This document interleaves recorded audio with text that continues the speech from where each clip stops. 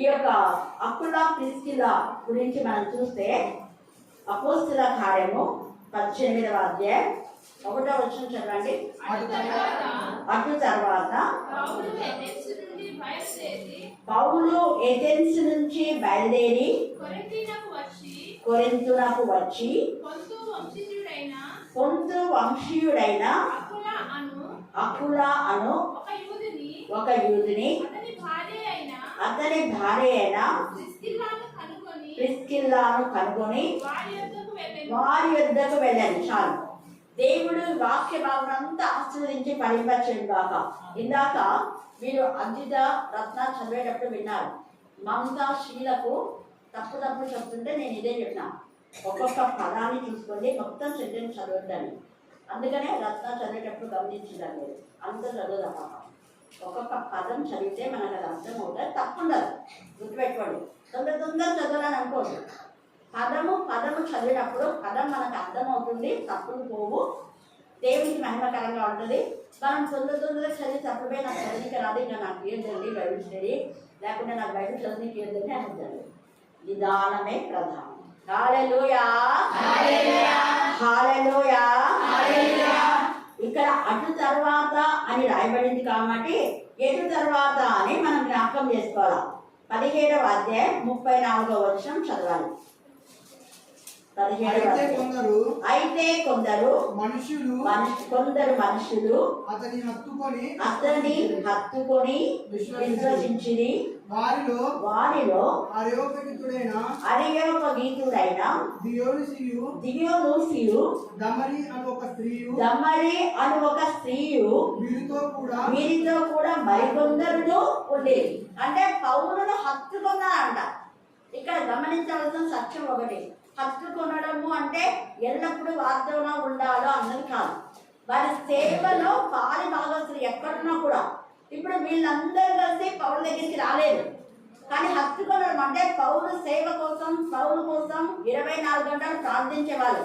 ఈ దమరి అనే స్త్రీని ఇంతకుముందే మనం చూసుకున్నాం. ఆమె అన్యురాలైనటువంటి ఆమె మార్చబడింది. ఎక్కడ అంటే మనం 17వ అధ్యాయంలోనే అక్కడ 4వ వచనం చూడండి. 17:4 వారిలో కొందరును భక్తి పరులకు గ్రీసు దేశస్తులలో చాలా మంది ఘనత గల స్త్రీలలో అనేకులను ఒప్పుకొని పౌరుతోనూ స్త్రీలతోనూ కలిసికొని, అయితే యూదులు మచ్చనపడి పని పాటలు లేక తిరుగు కొందరు దుష్టులను వెంటబెట్టుకొని గుంపు కూర్చి పట్టణమెల్లా అల్లరి చేస్తూ యాసోను ఇంటి మీద పడి వారిని జనుల సభ ఎదురికి తీసుకొని వచ్చుటకు యత్నం చేసేది. చూడండి, ఇంత మంచిగా పరిచయం జరిగినప్పుడే అపవాదికి ఎంతగా అదే అన్యులు ఎవరు కూడా ఎన్ని సంవత్సరాలైన ఆ గూడుల్లో ఒక్క అన్యుడు కూడా మారి మన సంఘంలో బ్యాప్టిజం తీసుకోలేదు.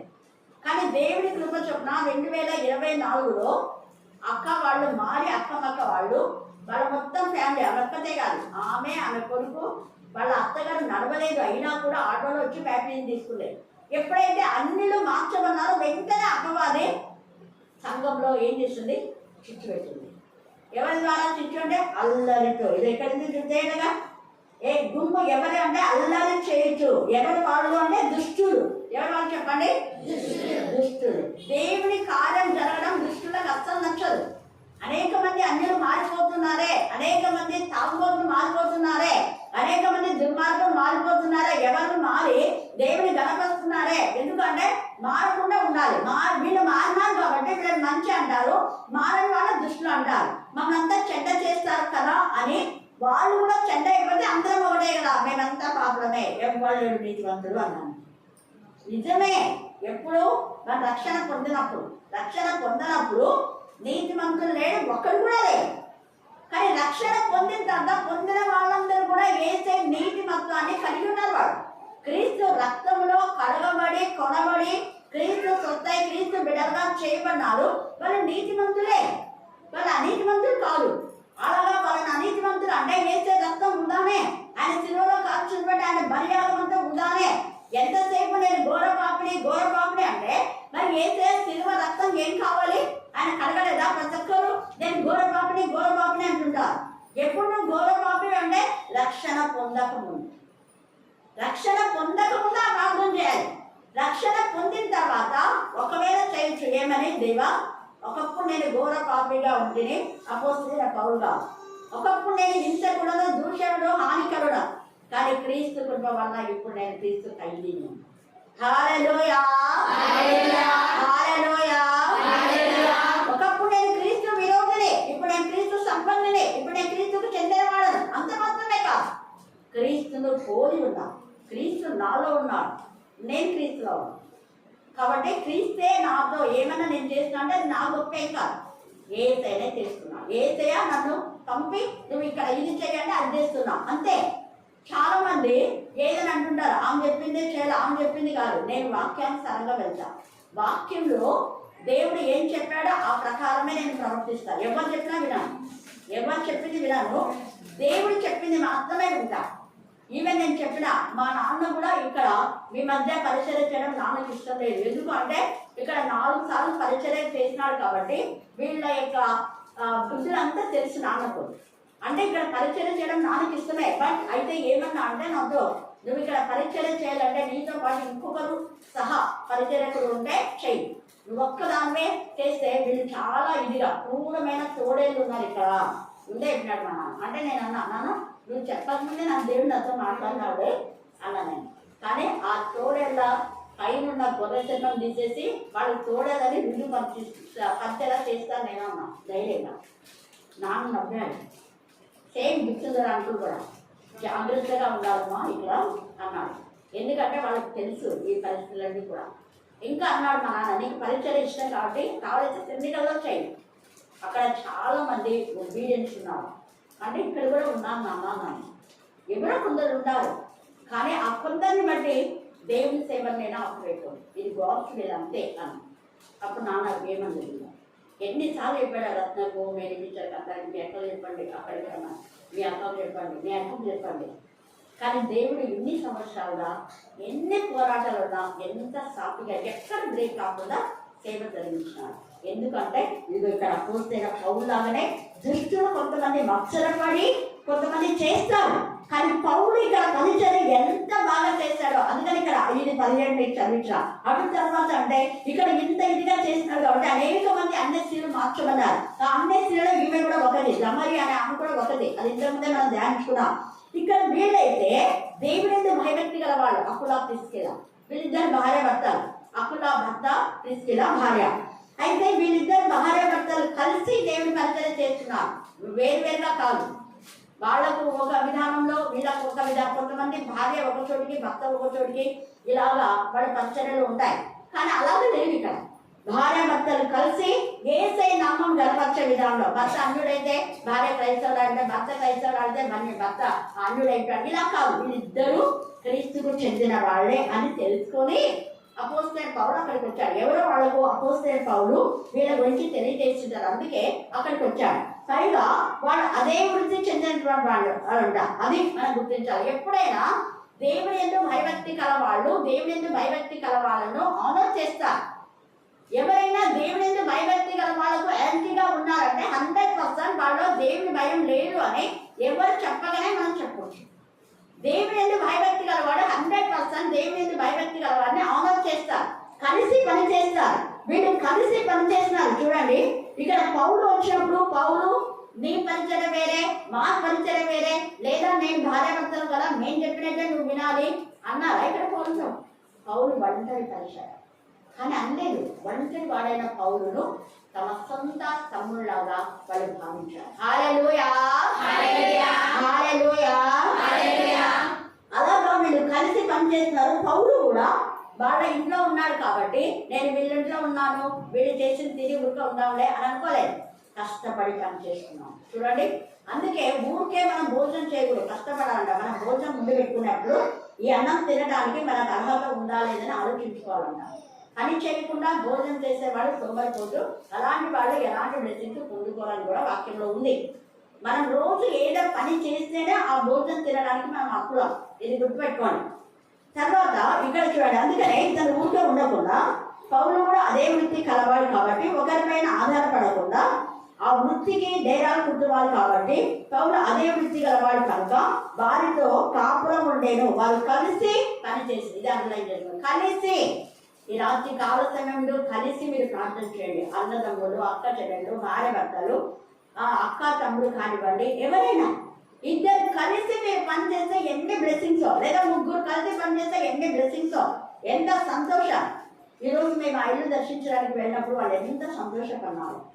చిన్నారి నేడు వాళ్ళము ఉన్న కాలంలో వచ్చిన వాళ్ళు కీర్తి జ్యోతి. ఈరోజు మనం ఉండేది నాకు ఆ టైంలో ఉండదు అనుకున్నా, ఎందుకంటే ఒకసారి దేవుడు చెప్పిండు మధ్యాహ్నం అక్కడే ఉంటున్నాము అని. కాబట్టి మనము కలిసి పరిచర్య అంటే వెంటనే అన్ని పక్క పడేసి ముందు రావాలి. వీళ్ళు కలిసి చేసే పనుల్లో ఇక్కడ అప్పుల్లో పిసికిలా ఆమె వంట పని ఎన్నో పనులు ఉన్నాయి, అయినా ముగ్గురు కలిసి వెళ్ళేవారు. అలాగే కలిసి పని చేస్తారు కాబట్టి ఎంతో పరిచర్య జరుగుతూ ఉంది. కలిసి పని చేసేటప్పుడు దేవుని కార్యాలు జరుగుతున్నప్పుడు అపవాదికి గుంజుకుంటున్నాడు, అపవాది తల బద్దలు పట్టుకుంటున్నాడు. అమ్మో వీళ్ళంతా కలిసిపోయారే. ఈ యొక్క రాత్రి కాల సమయంలో మనం దేవుని పిల్లలతో కలిసి పనిచేస్తున్నామా? పరిశుద్ధుల సహవాసంలో మనం ఉన్నామా? విశ్వాసుల సహవాసంలో మనం ఉన్నామా? అపోస్తలులు అంటే దేవుని చేత అభిషేకం పొందిన వారు, అభిషేకించబడిన వాళ్ళ సహవాసంలో ఉన్నామా? ఆశీర్వదించబడిన వాళ్ళ సహవాసంలో ఉంటే నీకు ఆశీర్వాదం. నువ్వు ఏ సహవాసంలో ఉన్నావు? ఆశీర్వాదం లేని వాళ్ళ సహవాసంలో ఉంటే నీకు కూడా ఆశీర్వాదం ఉండవు. మీరు బాగా అర్థం చేయండి. ఎక్కువ అప్పు చేసి ఎగ్గొట్టే వాళ్ళతో ఉంటే నువ్వు కూడా అప్పు చేస్తావు, నువ్వు కూడా ఎగ్గొడతావు అంటే తీర్చలేవు అని అర్థం. తీర్చాలి ఎప్పుడు? వాళ్ళు అనుకున్న టైంలో తీర్చేవాళ్ళు రైట్ వేలో. అప్పు చేయకూడదు కాదు, చేసి వాళ్ళు అనుకున్న టైంలో ఏదో లేట్ అయిందంటే 1 నెల 2 నెలలు పోనీ 1 సంవత్సరం, అంతేగాని 8 ఏళ్ళు లాగా ఉండాలి. ఒక ఆమె తీసుకొని 8 ఏళ్ళు అయింది ఇంతవరకు వాళ్ళేది మళ్ళీ బిల్డప్ ఇస్తుంటారు. అలాంటి వాళ్ళు కాదు. వాళ్ళలో లేదంటే మళ్ళీ ఉంది, పొలాలు ఉన్నాయి, అన్నీ ఉన్నాయి, వాళ్ళు అంతా చేస్తుంటారు. మళ్ళీ పిల్ల పెళ్ళికేమో 6 తులాలు బంగారం వస్తుంది, 15 లక్షల నుంచి పెళ్లి చేస్తారు, కానీ అప్పుడు అనుకుంటారు. ఇలాంటి అవివేకులను దేవుడు ఊరుకోడు. ఈ యొక్క సమయంలో మనం కలిసి మంచి పని చేస్తున్నామా? ఒక భార్య భర్త కలిసి అవును మనం ఈ అప్పు తీర్చుకుందాం, ఇది ఉంది కదా అని చేసుకోవాలి. ఒక మంచి పని, ఇల్లు కట్టుకుందాం, మంచి పని, ఒక పొలం కొనుక్కుందాం, మంచి పని. అంతేగాని చెడులో ఏకీభవించడం కాదు. ఇతరుల దాన్ని ఎగ్గొట్టే విషయంలో ఇద్దరు ఏకీభవిస్తుంటారు. కొంతమంది భార్య అవును కదా భర్త తప్పు చేసినాడు, భార్య సరిదిద్ది వాళ్ళకి ఇవ్వాలని గర్తిస్తారు. లేదు, ఆడు ఉంది లేక పేదోళ్ళం అంట. పేదోళ్ళు అయితే తిండి తినకుండా ఉన్నారా, అడుపు తింటున్నారా అంటే అప్పుడు నువ్వేం జవాబు చెప్తావు? ఇక్కడ మీరు అలాగా ఒక్కరిది ఆశించకుండా డేరాలు కొట్టుకొని మన వాళ్ళు పరిచయం చేస్తున్నారు. ఎంత బాగా చేస్తున్నారు చూడండి. తర్వాత అందుకని వీళ్ళు కష్టపడి చేస్తున్నారు కాబట్టి అనేకులు వీళ్ళ చాలా మంది డబ్బు కోసం పరిచయం చేసేవాళ్ళు. అలాగా చేసే వాళ్ళలో ఎక్కువ ఆత్మను పట్టబడవు. ఏదైతే 4వ వచనం చదవండి. అతడు ప్రతి విశ్రాంతి దినమున సమాజ మందిరంలో తగ్గించుచు, ఎక్కడ తగ్గిస్తున్నా అంట? మళ్ళీ చెప్పండి. సమాజ మందిరంలో ప్రతి అంటే వారంలోకి ఒక్కసారి మందిరంలోకి వెళ్తున్నాడు పౌలు. మిగతా రోజులంతా అనేక హోటల్స్. ఒక సేవకుల యొక్క లక్షణం ఇదే ఉండాలి. మనం దేవుని మందిరానికి మాత్రమే ఉండడం కాదు. అనేక గృహాలు పాడైపోతున్నాయి, అనేక ఎవరు పాడైపోతున్నారు. మనం ప్రతి ఎవరి యొక్క జీవితాన్ని గురించి దేవుడికి లెక్క చెప్పాలి. ప్రతి కుటుంబాన్ని గురించి లెక్క అప్పచెప్పాలి. ఒక ప్రాంతం దేవుడు మనకిస్తే ఆ ప్రాంతంలో ఎంతమంది ఆత్మీయంగా ఉన్నారు, ఎన్ని కుటుంబాలు ఆత్మీయంగా ఉన్నాయి, ఏ కుటుంబం ఆత్మీయంగా లేదు, వాళ్ళని గర్తించాలి, బుద్ధి చెప్పాలి. అలాంటి వాళ్ళ సంఘంలో ఏ పరిచయం వాళ్ళకి ఇవ్వకూడదు. ఎందుకంటే తన ఇంటినే ఏడని వాళ్ళు సంఘంలో పరిచయం చేయకూడదు. ఇక్కడ పౌలు నిజంగా వీళ్ళంతా కలిసి ఉన్నారు కాబట్టి, వీళ్ళు ముగ్గురు ఒకటే కాబట్టి, కలిసి పనిచేస్తున్నారు కాబట్టి సమాజ మందిరంలో తగ్గిస్తున్నారు. నేను కలిసి పనిచేస్తున్నాను కదా, మీరు కూడా కలిసి చేయండి అని చెప్పడానికి. అలా కలిసి చేయనప్పుడు మనం చెప్పలేదు. చూడండి, యూదులను గ్రీసు దేశస్తులను ఒప్పించదు. అసలు యూదులు అంటే చాలా జ్ఞానవంతులు, గ్రీసు దేశస్తులు వీళ్ళని మించిన వాడు. అంత జ్ఞానవంతులు అయినా కూడా పౌలు యొక్క మాటలకు వాళ్ళు ఏదైపోతున్నారంటే దైవికమైన జ్ఞానం పౌల్లో ఉంది. అకుల్లా ప్రిస్కిలాలో దైవికమైన జ్ఞానం ఉంది. ముగ్గురు కొన్ని ప్రాంతాలు తీసుకొని నేను ఈ ప్రాంతానికి వెళ్తాను, నువ్వు ఈ ప్రాంతానికి వెళ్తాను, ఇలా వాళ్ళు పరిచయం చేస్తున్నారు. అంతేకాని అకుల్లా ప్రిస్కిలాలు మేము ఇక్కడంతా పరిచయం చేస్తున్నాం, పౌలు నువ్వు ఎందుకు వచ్చినావు, మేమే చేయాలి అన్నారా వాళ్ళు? అన్నారు. చూడండి, పౌలు కూడా నేను ఆత్మ అభిషేకం పొందాను, దేవుడు నన్ను ఇక్కడ పంపించాడు కాబట్టి నేను అనలేదు. కలిసి వాళ్ళు చేశారు. అందుకనే వాళ్ళని ఏం చేస్తున్నారంటే ఒప్పించుచుండేది. అనేక మంది ఒప్పుకున్నారు, ఒప్పుకోలేదు వాళ్ళ పాపాలు, వాళ్ళ తప్పిదాలు వెంటనే ఒప్పుకున్నారు. పౌలు నేరుగా శుద్ధిగా మాట్లాడతారు, ఎక్కడ చెప్పాడు. వాళ్ళు ఎంతటి వారైనా కూడా ముఖాన్నే మాట్లాడేస్తారు పౌలు. చూడండి ఒక లేఖనాలు 13వ అధ్యాయం అపోస్తుల కార్యంలో, అక్కడ పెద్ద విద్వాంసులు అతను కూడా, కానీ మోసం చేస్తున్నాడు. వెంటనే గద్దించాడు పౌలు. 13వ అధ్యాయము 9వ వచనం.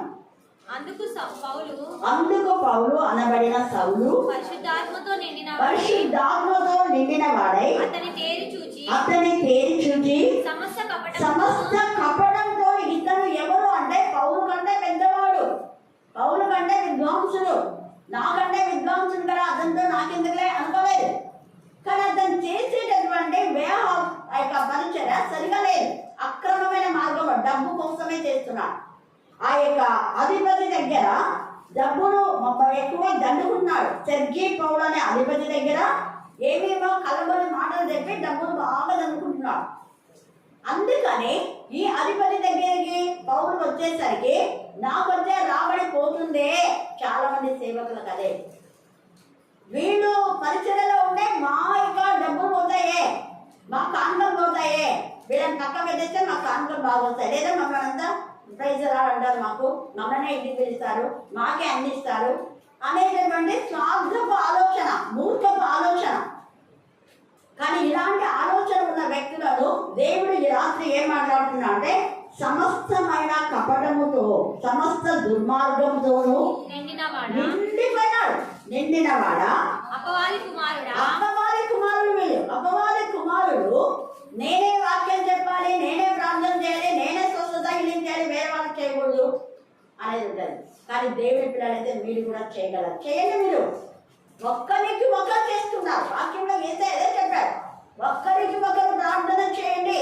అసలు దేవుడి కుమారుడైన వేసేనే నాతో కలిసి మీరు ప్రార్థన చేయండి అని ఎప్పుడు ముగ్గురు వెంట పెట్టుకోపోతారు. ఎప్పుడు ముగ్గురు మీరు చెయ్యండి.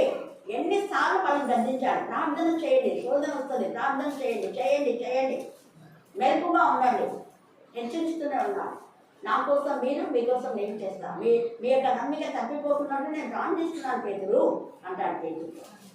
కాబట్టి ఇక్కడ ఎంత చక్కగా అక్కడ మాట్లాడుతున్నాడు. నీతికి విరోధి నీవు ప్రభు యొక్క తిన్నని మార్గములు చెడగొట్టుట మానవ. ప్రభు యొక్క తిన్నని మార్గం, ఒక మార్గం ఉంది, దేవుని మార్గం, ఒక క్రమం ఉంది. ఆ క్రమాన్ని ఎందుకు బ్రేక్ చేస్తారు మీరు? అదే దేవుడు అంటున్నాడు.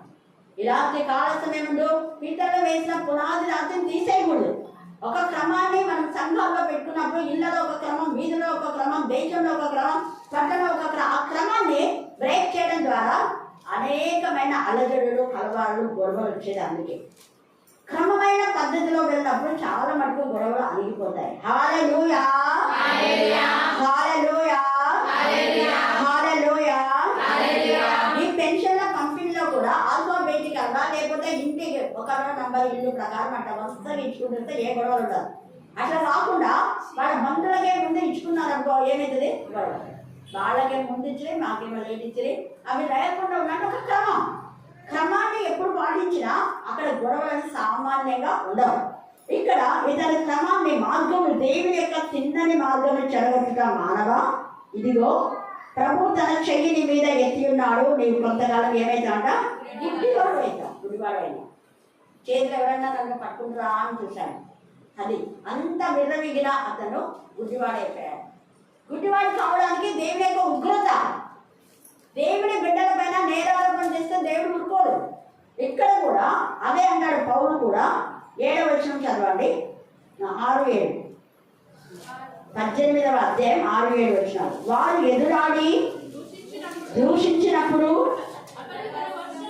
అతడు తన వస్త్రములు దులుపుకొని నీ నాశనకు మీరే ముట్టరు రాదు. ఈ మాట ఎవరన్నారు? పౌలు.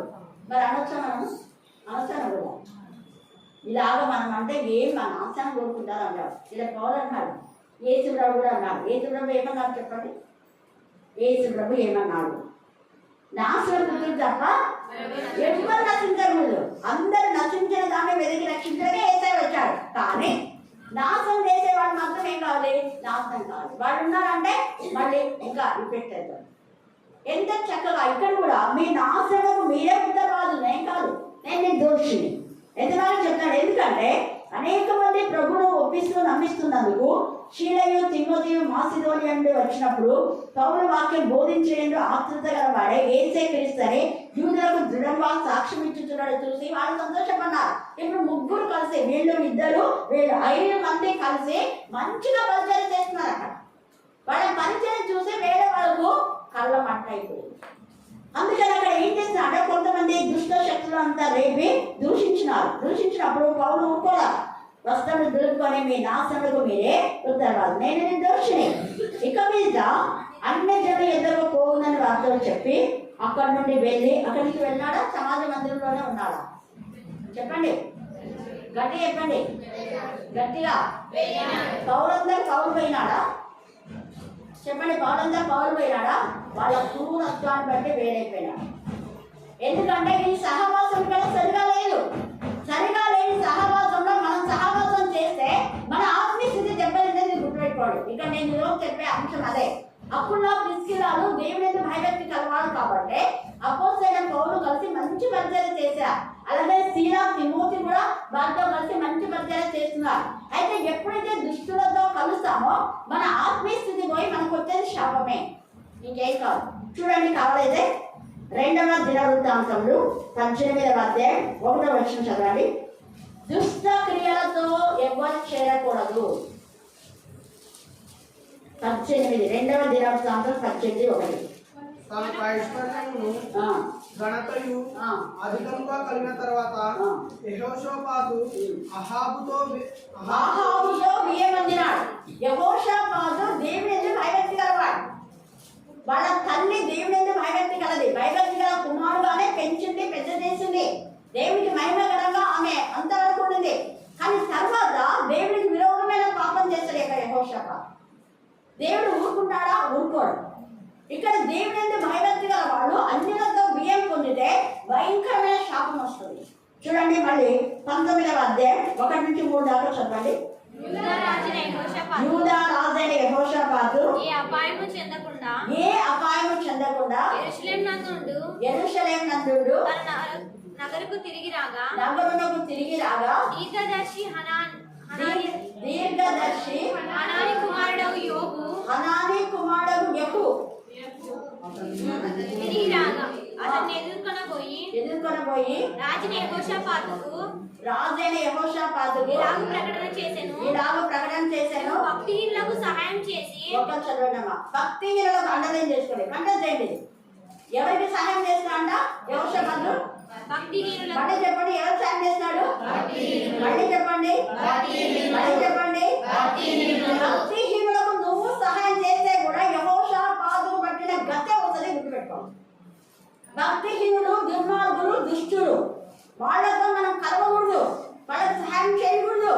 వాళ్ళతో ఏకీభవిస్తే వచ్చేదే నాశనమే, అంతకు మించి కాదు. ఇంత బ్లెస్సెడ్ అయినటువంటి యెహోషాపాతులు దేవుని ఉగ్రతకి గురైతున్నాడు. ఎప్పుడు చెప్తున్నాడు అక్కడ, నువ్వు భక్తిహీనులకు అహస్యాకును సహాయం అహస్య దేవుని భయభక్తి కలవాడు కాదు. అహాబుతో బియ్యమందినావు. అహాబు కుమార్తె యెజబెల్ యొక్క అన్య స్త్రీని నువ్వు పెళ్లి చేసుకున్నావు, ఆమె అన్యురాలు. అన్య స్త్రీని వివాహం చేసుకున్నావు, అదొక తప్పు. రెండవ తప్పు, అహస్య భక్తిహీనుడు యొక్క మాట విని ఆ ఓడలు అవన్నీ చేసావు. కింద మీరు చూస్తే ఆ ఓడలన్నీ పగిలిపోతాయి. ఆ ఓడలన్నీ కూడా పగిలిపోయే విధానంలో ఉన్నాయి మనం చూస్తే. తర్వాత చూడండి 20వ అధ్యాయం, ఇక్కడ అంతా చదివినారు, మళ్ళీ 20 దగ్గరికి రండి. 20వ అధ్యాయము 14వ వచనం చదవండి. అప్పుడు మత్తన్యాకు పుట్టిన యెహీయేలు కుమారుడైన బెనాయాకు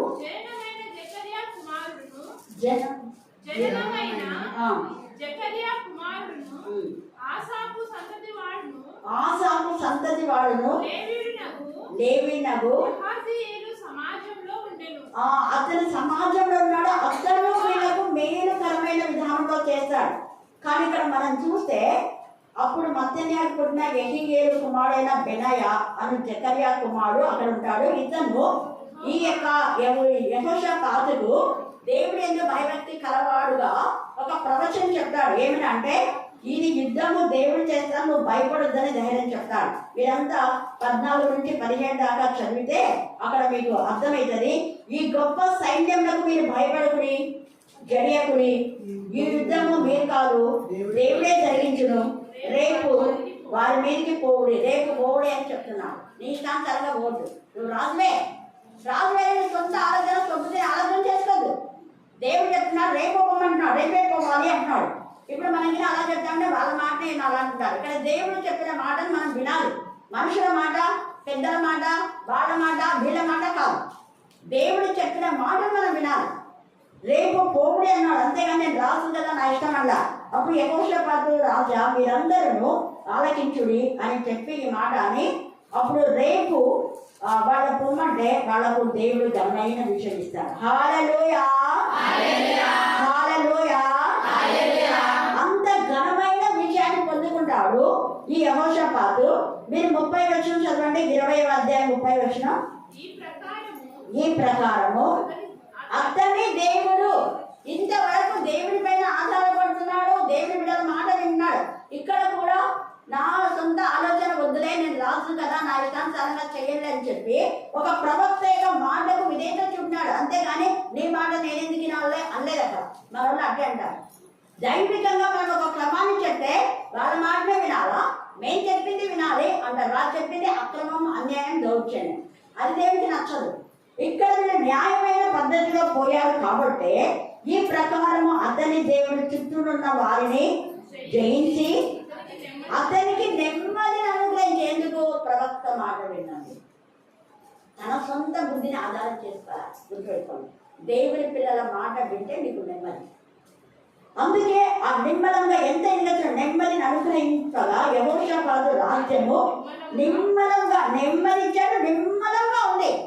ఇంత నెమ్మదిగా ఉండడానికి కారణం ఏంటంటే తన తల్లి దేవుడెందు భయభక్తుల కుమారుగా ఆయన పెంచింది.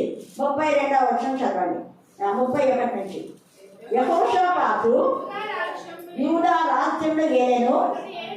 అతను ఏలును ఆరంభించినప్పుడు 35 సంవత్సరాల వాడై యెరూషలేములో 25 సంవత్సరాలు నెమ్మదిగా వెళ్ళాడు.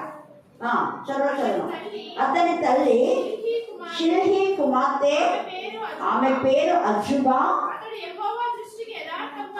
అతని యెహోవా దృష్టికి యథార్థంగా ప్రవర్తించి